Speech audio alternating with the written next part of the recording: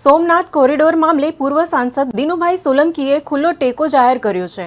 તેમણે કોડીનાર તાલુકામાં તાલુકા બંધ આહવાન આપી લોકો સાથે પગપાળા સોમનાથ આવી કોરિડોરના સમર્થનમાં દ્રઢ દ્રષ્ટિ વ્યક્ત કરી છે।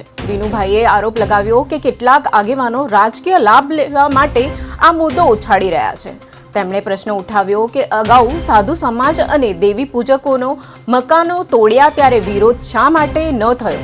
દિનુભાઈએ જોગ રીતે પ્રભાસ પાટણ બ્રહ્મ સમાજના પ્રમુખ હેમલ ભટ્ટ, રબારી સમાજના પ્રમુખ બાલાભાઈ સામળા અને પાલિકા પ્રમુખના પતિ જયદેવ જાની સામે આક્ષેપ કર્યા હતા અને જણાવ્યું કે સોમનાથ વિકાસના નામ પર વિરોધ કરનારાઓ ઇરાદા રાજકીય છે।